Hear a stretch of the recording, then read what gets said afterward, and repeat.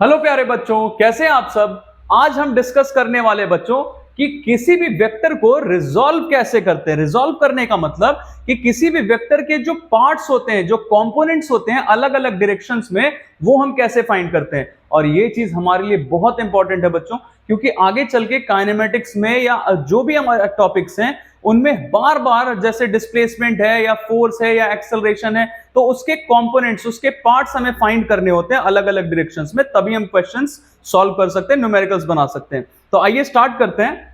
सबसे पहला चीज हमें जानना है बच्चों, जैसे मान लीजिए मैं एक एग्जांपल आपको देता हूं। हमारे पास कोई बॉक्स है, इस बॉक्स को हम फोर्स लगाते हैं और ये बॉक्स डिस्प्लेस भी होता है। मान लेते हैं ये बॉक्स इस डायरेक्शन में डिस्प्लेस हो रहा है। Displacement is a vector quantity, या फिर फोर्स भी वेक्टर क्वांटिटी होता है। तो अगर हम इस डायरेक्शन में इसको धक्का दे रहे हैं और ये इसी डायरेक्शन में मूव भी कर रहा है, डिस्प्लेस भी हो रहा है, तब तो हमें कोई दिक्कत ही नहीं है। हमें ये दिख रहा है कि अच्छा ये तो एक्स के डायरेक्शन में, एक्स एक्सिस के डायरेक्शन में बढ़ रहा है ना, तो इसमें हमें रिजोल्यूशन का कोई भी जरूरत नहीं पड़ता है। हम डायरेक्टली बोल सकते हैं, जैसे मान लीजिए मेरा डिस्प्लेसमेंट का मैग्नीट्यूड अगर दिया गया है कि डिस्प्लेसमेंट का मैग्नीट्यूड है 10 मीटर, 10 सेंटीमीटर, कुछ भी, तो हमारा ये जो वेक्टर होगा, जो कि आपको दिख रहा है कि एक्स डायरेक्शन में ही इसका डिस्प्लेसमेंट हो रहा है, तो इसको हम ऐसा लिख सकते हैं 10 आई कैप। आपको मैंने लास्ट वीडियो में बताया था बच्चों, एक बार हम फिर से रिव्यू कर लेते हैं। कोई भी वेक्टर अगर एक्स डायरेक्शन में है तो उसका डायरेक्शन बताने के लिए हम एक यूनिट वेक्टर का यूज कर सकते हैं, दैट इज आई कैप। बिल्कुल वैसे ही अगर हमारा कोई यूनिट वेक्टर, अगर हमारा कोई वेक्टर हो जो कि वाई एक्सिस के डायरेक्शन में हो, तो हम उसके लिए एक यूनिट वेक्टर लेते हैं। जैसे मान लीजिए यही रहता है 10 इसका मैग्नीट्यूड है, लेकिन ये वाई एक्सिस के डायरेक्शन में मूव कर रहा होता, तो हम इसके लिए लेते हैं जे कैप। आई कैप हो या जे कैप हो, ये यूनिट वेक्टर क्यों बोल रहे हैं बच्चों, क्योंकि इसका मैग्नीट्यूड 1 है। तो अगर हम 1, इसका जो मैग्नीट्यूड है 1, अगर ये 10 से मल्टीप्लाई भी कर दे तो कोई फर्क नहीं पड़ेगा, 10 इंटू 1 10 ही रहेगा। And the I hear gives us the direction of the vector, किस डायरेक्शन में, एक्स डायरेक्शन में। या अगर आपको जे कैप दिखा तो किस डायरेक्शन में, वाई डायरेक्शन में। और अगर के कैप दिखा तो के कैप एक यूनिट वेक्टर होता है बच्चों जेड डायरेक्शन में, जेड एक्सिस के अलोंग, है ना। तो आइए हम अब ये समझते हैं कि ये एक डायरेक्शन में दिया रहता तब तो कोई दिक्कत ही नहीं है। लेकिन मान लीजिए मुझे अगर ये दिया रहा कि कोई हमारे पास, जैसे एक हमारे पास इंक्लाइन प्लेन है, बहुत आसान सा एग्जांपल ले रहे हैं हम ये समझने के लिए कि आखिर रिजोल्यूशन ऑफ वेक्टर्स का जरूरत क्या है, क्यों करें हम वेक्टर्स को रिजॉल्व, उसके कंपोनेंट्स क्यों फाइंड करें अलग अलग डायरेक्शंस में। जैसे देखिए हमारे पास एक बॉक्स है, इस पे अगर हम फोर्स लगाएं इस डायरेक्शन में, तो ऑब्वियसली ये जो हमारा फोर्स हम लगा रहे हैं, इस फोर्स से ये ऐसे तो नहीं आ जाएगा, इंक्लाइन प्लेन के अंदर तो नहीं आ जाएगा। ये कैसे मूव करेगा, ये ऑब्वियसली ऐसा मूव करता हुआ यहां से यहां तक आ गया, है ना। तो हमारा काम है इसके डिस्प्लेसमेंट पे फोकस करना।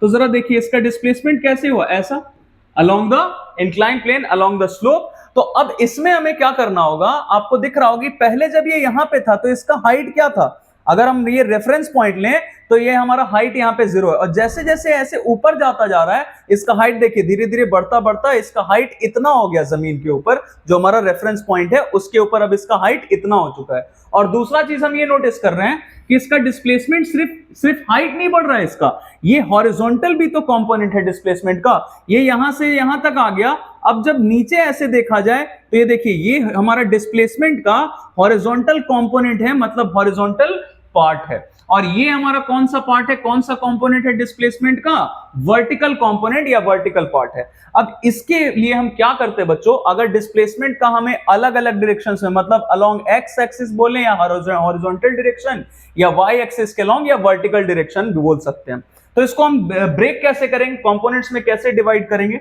ये जरा समझते हैं। आइए जैसे मान लीजिए हमारे पास यहाँ एक वेक्टर है, हम इसका कुछ भी नाम दे सकते हैं। मान लीजिए हमने वेक्टर का नाम दे दिया वेक्टर ओ ए।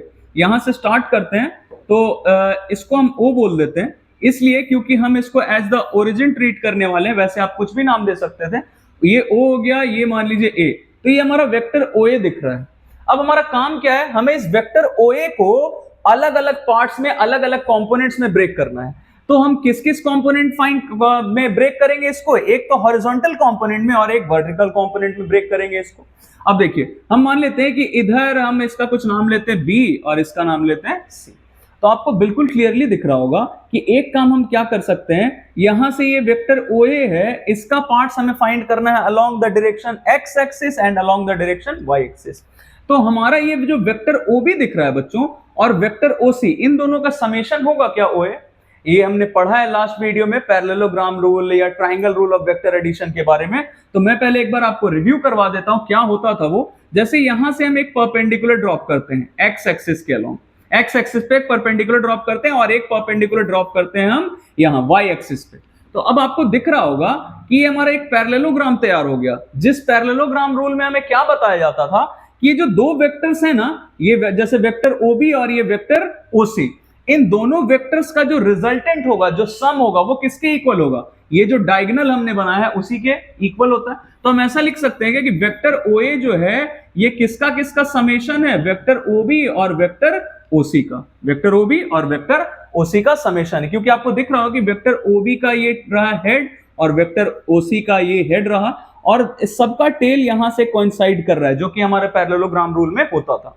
अब देखिए, ये हमारा मान लेते हैं हम, ये जो वेक्टर ओए है इसका कुछ भी हम मैग्नीट्यूड ले लेते हैं। मान लेते हैं वेक्टर ओए का मैग्नीट्यूड है ए, इसका मैग्नीट्यूड है ए। तो हम ये इसको ऐसे कैसे लिख सकते हैं जरा देखिए, ओबी, और मान लेते हैं कि जो हमारा वेक्टर ओबी है इसका मैग्नीट्यूड हम सिंपली ओबी लेके चल रहे हैं और वेक्टर ओसी का मैग्नीट्यूड हम सिंपली ओसी लेके चल रहे हैं।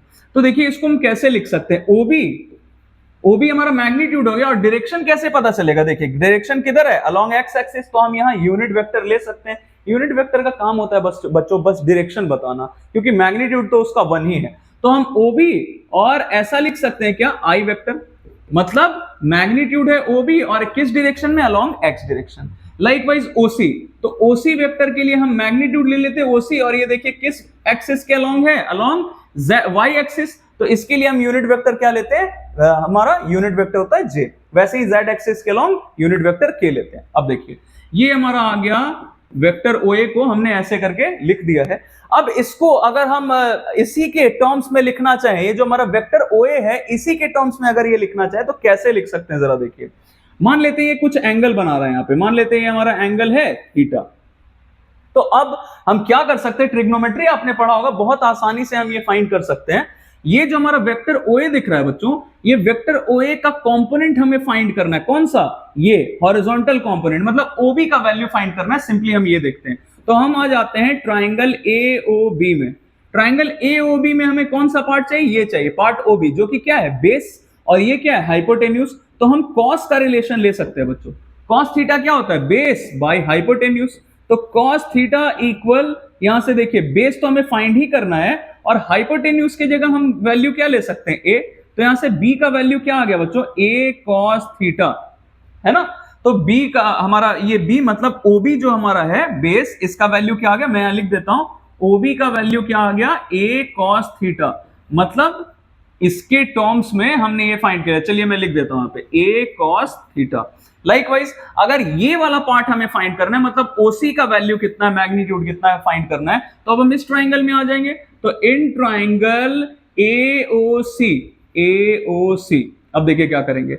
ये जो एंगल आपको दिख रहा है बच्चों, इसके लिए हम क्या कर सकते हैं? ये तो ऑब्वियसली एक दूसरे के परपेंडिकुलर एक्स एक्सिस और वाई एक्सिस। तो अगर ये थीटा है तो ये क्या हो जाएगा? 90 माइनस थीटा, ऐसा लिख सकते हैं ना, क्योंकि ये पूरा 90 है, इसमें से थीटा माइनस कर दिया तो ये बचा कुछ एंगल हमारा ये वाला एंगल पता चल गया 90 माइनस थीटा। फिर से हम वही काम करेंगे। हमें चाहिए क्या? ये देखिए इस ट्राइंगल में आप आ जाएंगे तो आपको दिख रहा होगा कि ये बेस है, जिसके साथ एंगल बनता है वो क्या होता है? बेस है, और ऑब्वियसली ये क्या? हाइपोटेन्यूज। तो हम फिर से क्या करेंगे?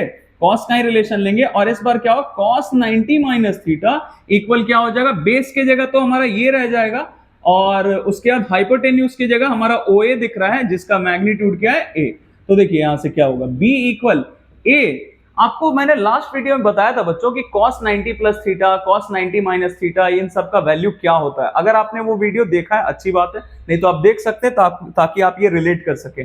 cos 90 माइनस थीटा होता है बच्चों sin थीटा, है ना।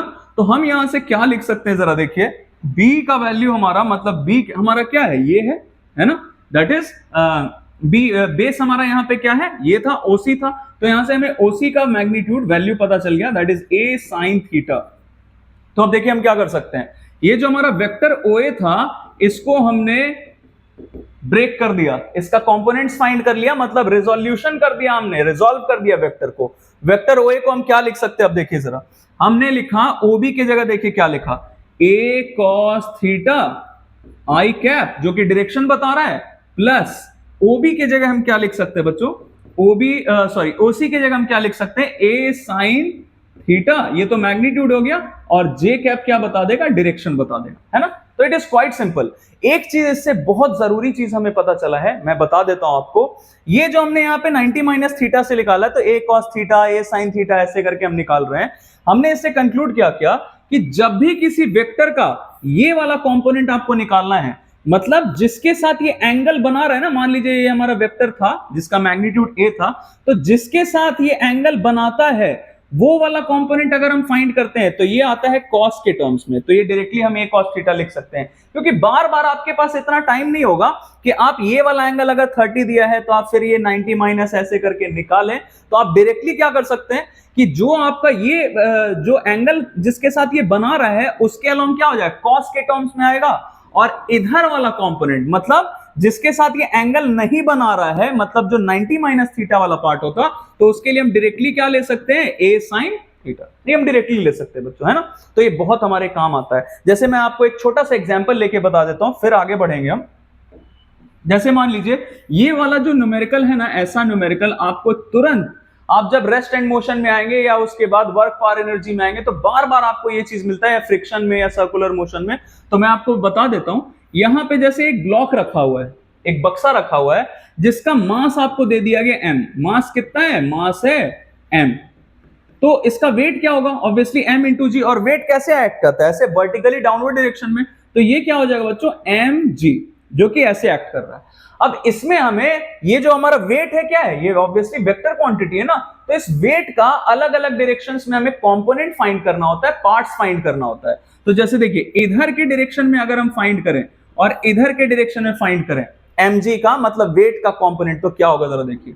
मान लीजिए ये जो हमारा इंक्लाइन प्लेन है, ये एंगल है यहाँ पे थीटा, तो ये एंगल अगर थीटा है बच्चों, तो ये एंगल जो होता है ना यहाँ पे, ये वाला मैं आपको थोड़ा अलग से बना के दिखा देता हूं, या फिर थोड़ा बड़ा ऐसे कर देते हैं इसे, ये ऐसे समझने के लिए अपने हम ऐसे करके देख लेते हैं, क्योंकि ये बहुत काम का चीज है और बार बार आपको मिलेगा ये वाला पार्ट। तो हम थोड़ा ये जो ब्लॉक वाला पार्ट है इसको थोड़ा ऐसे बड़ा बना के देखते हैं। यहां से एक ये हो गया m इंटू जी, और ये थीटा है, तो देखिए होता क्या है, ये थोड़ा ऐसे करके मैं आपको बता देता हूं। ये थीटा है बच्चों, और ये मैंने यहां से ये ऑब्वियसली इस जो सरफेस है इस पे ये परपेंडिकुलर ड्रॉप किया है, तो ये भी नॉर्मल है परपेंडिकुलर, ये भी 90, ये भी 90, ये वर्टिकली अपोजिट से इक्वल हो जाएगा। तो ये जो ट्राइंगल है आपको दिख रहा होगा, एक ये छोटा सा ट्राइंगल, ये वाला ट्राइंगल, ये ट्राइंगल एक, और एक ये बड़ा ट्राइंगल, तो जो तीसरा एंगल है वो भी तो इक्वल होगा, मतलब ये अगर थीटा है तो ये एंगल क्या हो जाएगा बच्चों, थीटा। मैं यहां मार्क कर देता हूं, ये जो एंगल है हमारा, ये क्या हो जाएगा, थीटा। अब देखिए यहां से हम करेंगे क्या, ये एंगल हमें पता चल गया, ये एंगल कितना हो गया, थीटा हो गया ना ये एंगल। तो इससे हमें क्या पता चल जाएगा, देखिए ये mg है, एज आई टोल्ड यू कि जो भी एंगल जिसके साथ बन रहा होता है वो क्या आता है, कॉस के टर्म्स में हम लिखते हैं, है ना। तो ये एंगल इसके साथ बन रहा है। अब जरा देखिए, ये एंगल, ये जो थीटा है, ये vector mg that is weight of the body, ये किसके साथ एंगल बना रहा है, इसके साथ ना, ये वाले वेक्टर के साथ थीटा। तो ये कंपोनेंट हम आ जाएगा mg cos थीटा, और ये वाला पार्ट आ जाएगा mg sin थीटा। मतलब जो cos वाला आपका कंपोनेंट है उसके जस्ट परपेंडिकुलर जो आपको कंपोनेंट दिखता है, पार्ट दिखता है इस वेक्टर का mg का, वो हम साइन के टर्म्स में ले लेते हैं, mg sin थीटा। ये काफी जरूरी है बच्चों, बार बार आपके काम आता है। अब देखिए हम वापस जरा इस पे आते हैं, तो ये साइन के टर्म्स में, कॉस के टर्म्स में हमने समझ लिया इसको। अब मान लीजिए हमें ये चीज मिलता है कि हमने यहां पे ये जो हमने फाइंड किया था, अगर इसको हम 90 माइनस थीटा नहीं, कहीं पे हमें एंगल कुछ अलग लिखा मिल जाए, तो हम इसको ऐसा भी तो लिख सकते थे। मैं जरा ये वाला पार्ट हटा रहा हूं बच्चों, और ये सारा चीज आप थोड़ा ऐसे करके पॉज करके नोट कर सकते हैं। जैसे देखिएगा, यहां से हमने फाइंड किया कि ये एंगल अगर मान लेते हैं थीटा, और इस एंगल को हम बीटा ले लेते हैं, तो हम ऐसा भी तो लिख सकते थे, ये जो हमारा वेक्टर OA है, हम क्या लिख सकते थे इसे, और ए, ये वाला पार्ट तो हमारा cos थीटा हो ही गया, और आई कैप प्लस ये बीटा है बच्चों। तो ये हमें दिख रहा है कि ये जो वेक्टर है ये इसके साथ एंगल बना रहा है, तो cos के टर्म्स में हम इसको लिख सकते हैं, ये बीटा है तो ये वाला पार्ट क्या जाएगा, cos बीटा। तो ए cos बीटा, और वेक्टर हम इधर ले रहे हैं y एक्सिस के लॉन्ग, तो j कैप ले लिया, है ना। तो ये आपको मैंने आइडिया दे दिया इसलिए, ताकि आपको ये पता रहे कि जो भी एंगल ये बन रहा है जिस बेस के साथ, जिस साइड के साथ, उसके लिए हम कॉस का कंपोनेंट ले सकते हैं। ओके, अब ये देखिए, ये तो टू डायमेंशनल हो गया। और अगर हमें इसका मैग्नीट्यूड फाइंड करने के लिए बोला जाए कि इसका मैग्नीट्यूड क्या होता है, तो मैं आपको एग्जांपल देके बता देता हूं। मान लीजिए हमारे पास एक वेक्टर है, हम कोई फोर्स ही ले लेते हैं। मान लीजिए हमने इधर कोई फोर्स लिया जिसका मैग्नीट्यूड है हमारा 10 न्यूटन, है ना, ये मैग्नीट्यूड हम ले लेते हैं 10 न्यूटन। और इधर का अगर आपको कंपोनेंट फाइंड करने बोला गया, ये इसका मैग्नीट्यूड 10 न्यूटन है, इसका मतलब डायरेक्शन इधर है, तो अगर हमें इसका कंपोनेंट फाइंड करने बोला जाता है कि x कंपोनेंट फाइंड करो या y कंपोनेंट फाइंड करो, एग्जांपल से ज्यादा क्लियर होता है बच्चों, इसलिए हम जरा ये एग्जांपल लेके समझ लेते हैं। ये 30 डिग्री अगर है तो ये फोर्स इधर है, तो इसका कंपोनेंट x एक्सिस के अलॉन्ग, मतलब अगर हम ऐसे लिखें fx, तो fx क्या आ जाएगा, मतलब फोर्स का x कंपोनेंट क्या आ जाएगा। ये हम कैसे करेंगे, ये हो गया हमारा f, मतलब ये f और हम cos थीटा ले लेंगे, दैट इज cos 30 डिग्री। और फिर क्या हो जाएगा, ये हमारा मैग्नीट्यूड, मैं अलग से इसे लिख देता हूं, ये हमारा फोर्स का मैग्नीट्यूड क्या है 10 न्यूटन, है ना। तो और यहां से f cos 30, तो f cos 30 आ गया हमारा x एक्सिस के अलॉन्ग, और इसका हम यूनिट वेक्टर लेंगे, that will be i cap. और फिर अगर y कंपोनेंट फाइंड करना हुआ तो y कंपोनेंट के लिए हम क्या करेंगे, देखिए ये एंगल इसके साथ बना रहे हैं, तो ये 30 है, तो ये क्या हो जाएगा 60 हो जाएगा। तो आप डायरेक्टली क्या कर सकते हैं, इसमें f sin 30 ले सकते हैं, है ना। एक बार मैं रिव्यू करवा देता हूं आपको, जहां पे जिसके साथ ये एंगल बना रहा होता है वो cos के टर्म्स में लेते हैं, और जिसके साथ एंगल नहीं बना रहा होता है उसको हम sin के टर्म्स में ले सकते हैं, है ना, जो परपेंडिकुलर कंपोनेंट हो गया इसके। तो f sin 30 ये ऐसे करके, और ये किसके अलॉन्ग है, अलॉन्ग y एक्सिस ले रहे हैं, तो ये j कैप ले सकते हैं। तो इसका वैल्यू आप आसानी से पता कर सकते हैं बच्चों। जैसे फोर्स का हमारा मैग्नीट्यूड क्या है 10 न्यूटन, और cos 30 का वैल्यू आपको पता होगा √3/2, और ये हो गया हमारा i कैप, है ना। और फिर ये इसके लिए क्या हो जाएगा, f का वैल्यू 10 और sin 30 का वैल्यू 1/2, तो ये j कैप। तो यहां से दिख रहा होगा आपको कि ये 5√3 i कैप हो गया, और यहां से ये 5 j कैप हो गया। अब देखिए बच्चों, ये x कंपोनेंट और y कंपोनेंट हमें दोनों पता चल गया, तो हम ऐसा लिख सकते हैं क्या, ये जो हमारा वेक्टर f था, ये इसके लिए हमारा हम अगर इसके दोनों के टर्म्स में लिखें ब्रेक करके, रिजॉल्व करके, तो हम क्या लिख सकते हैं, 5√3 i cap plus 5 j cap, है ना। It is quite simple resolve करना। तो अब जैसे मान लीजिए इसको हम प्रूव करते हैं कि ये जो इसका मैग्नीट्यूड होगा वो कितना होगा। मैग्नीट्यूड वैसे हमें दिख रहा है, लेकिन हम इसके हेल्प से भी ये प्रूव कर सकते हैं। मान लीजिए आपको सिर्फ ये चीज दिया रहता और आपको इससे प्रूव करना होता कि जो हमारा रिजल्टेंट फोर्स है, जो मैग्नीट्यूड है रिजल्टेंट फोर्स का, वो 10 न्यूटन। तो हम क्या कर सकते हैं, आपको पता है बच्चों, एक बार मैं रिव्यू करवा देता हूं आपको कि दो वेक्टर्स है a और b, तो इन दोनों वेक्टर्स का जो समेशन होता है उसका अगर मैग्नीट्यूड निकालना होता आपको, तो आप क्या करते हैं, ये जो दो वेक्टर्स है इसका रिजल्टेंट वेक्टर जो है, इसका मैग्नीट्यूड निकालने के लिए हम क्या करते थे, square root a square plus b square plus 2ab cos theta करते थे ना। जहां पे ये a b क्या है, ये मैग्नीट्यूड है, सिर्फ वेक्टर का मैग्नीट्यूड हमने यहां पे लिया। तो आपको दिख रहा होगा यहां पे कि f का अगर हमें रिजल्टेंट वेक्टर का हमें मैग्नीट्यूड निकालना है, तो देखिए क्या करेंगे, यहाँ पे a वेक्टर की जगह क्या है, ये 5√3 i कैप, b वेक्टर की जगह क्या है 5 j कैप। तो हम a स्क्वायर मतलब 5√3 का स्क्वायर करेंगे बच्चों, तो 5√3 का स्क्वायर प्लस b वेक्टर की जगह क्या है 5 j कैप है हमारा, तो v वेक्टर का मैग्नीट्यूड कितना है 5, तो 5 का स्क्वायर, और फिर plus 2ab cos theta. Theta की जगह क्या लेंगे बच्चों, दिख रहा है आपको कि ये एक वेक्टर इधर है x एक्सिस के अलोंग और एक वेक्टर है y एक्सिस के अलोंग, तो दोनों के बीच का एंगल तो 90 डिग्री है, तो हम cos 90 रखेंगे। बाकी दोनों का मैग्नीट्यूड a और b का मैग्नीट्यूड हम यहां रख सकते हैं, इसलिए नहीं रख रहे हैं क्योंकि cos 90 तो 0 ही होता है ना। तो ये पूरा पार्ट क्या हो जाएगा बच्चों, ये पूरा पार्ट हो जाएगा 0। तो we are left with this part, जो आपका मैग्नीट्यूड क्या आ जाएगा, वेक्टर f का मैग्नीट्यूड आपका क्या आ जाएगा, देखिए इसका स्क्वायर करेंगे तो ये हो जाएगा 75, और ये 25 का रूट, तो ये कितना आ गया बच्चों 10। देखिए ये 10 यूनिट्स मतलब 10 न्यूटन है हमारा, तो ये यहां से आ गया। हम ऐसे करके फाइंड कर सकते हैं। अब मान लीजिए आपको एक ये दो डायमेंशंस में मिला है x और y एक्सिस के लॉन्ग, अगर 3 डायमेंशंस में मिल गया तब भी कोई दिक्कत नहीं है, हम ये कर सकते हैं ये भी काम। जैसे मान लीजिए हमें बोला गया कि कोई एक वेक्टर है, वेक्टर a, जो कि x एक्सिस के साथ कितना एंगल बना रहा है थीटा, y एक्सिस के साथ एंगल बना रहा है बीटा, और z एक्सिस के साथ एंगल बना रहा है गामा। तो हम बहुत आसानी से ये काम कर सकते हैं कि ये वेक्टर ए है, तो इसको हमें कंपोनेंट्स में ब्रेक करना है। तो हमने क्या ले लिया कि ये जो वेक्टर ए है इसका x एक्सिस के अलोंग कंपोनेंट हम मान लेते हैं ax, है ना। जैसे अभी हम ये सब जो फाइंड कर रहे थे बच्चों कि a cos theta, a cos beta, ये सारा चीज हम जो फाइंड कर रहे थे ये x एक्सिस के अलोंग था। ये a cos थीटा क्या है, ये कंपोनेंट है इस वेक्टर का अलोंग x एक्सिस, और ये इसी वेक्टर का कंपोनेंट है अलोंग y एक्सिस। तो ऐसे ही करके z एक्सिस के अलोंग भी फाइंड कर सकते हैं।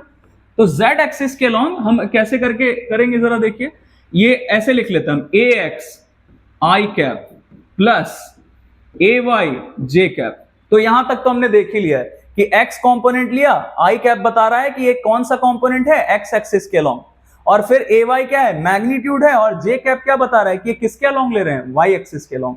और इसमें हम az k कैप भी ले लेते हैं। हो सकता है कोई ऐसा वेक्टर हो, जैसे मान लीजिए हमारा रूम है, कोई एक फ्लाई, कोई मक्खी यहां से उड़ते हुए ऐसे जा रही है, तो ये 3 डायमेंशनल मोशन कर रही है ना, इसमें तीनों एक्सिस आ रहे हैं, x y और z तीनों एक्सिस आ रहे हैं। तो इसमें देखिए क्या कर सकते हैं हम, az हमारा मैग्नीट्यूड है, magnitude of this vector a along z axis, और ये हमारा डायरेक्शन बताता है ना। वैसे ही आपका कोई और भी वेक्टर दे दिया गया v, ये b वेक्टर, तो ऐसे करके हम b वेक्टर के लिए क्या कर लेंगे, bx मतलब कंपोनेंट ले लिया x एक्सिस के अलोंग, फिर by और फिर j कैप, फिर bz और k कैप, है ना। अब आपको अगर इन दोनों वेक्टर्स को ऐड करने के लिए बोला गया तो आप सिंपली क्या करेंगे, vector a plus vector b और इन सबका समेशन करेंगे। तो आपको दिख रहा होगा कि जो x वाला है वो तो साथ में रख लेते हैं, तो ax प्लस bx और ये हो गया हमारा i कैप, फिर वैसे ही ay प्लस by ये हो गया हमारा j कैप, और फिर जो z वाला है कंपोनेंट उसको एक जगह रखते हैं, az bz k कैप। ऐसे करके बच्चों हम किसी भी वेक्टर्स को ऐड कर सकते हैं। तो इसको हम ये कंपोनेंट्स को अगर हमने ब्रेक करना सीख लिया तो हम किसी भी 2 3 5 कितने भी वेक्टर्स उनको ऐड कर सकते हैं या मल्टीप्लाई कर सकते हैं, ये सारा काम हम कर सकते हैं। तो अभी हमने बच्चों सीखा है सिर्फ रिजॉल्व करना वेक्टर्स को। आने वाले वीडियो में मैं आपको बताऊंगा कि अगर हमारे पास 2 वेक्टर्स 3 वेक्टर्स हैं तो उनका हम क्रॉस प्रोडक्ट कैसे निकाल सकते हैं या डॉट प्रोडक्ट कैसे निकाल सकते हैं। आई होप बच्चों कि आपको ये समझ में आया हो। आप अपना काम करते रहिए, मैं आपके साथ तो चल ही रहा हूं। Thank you very much.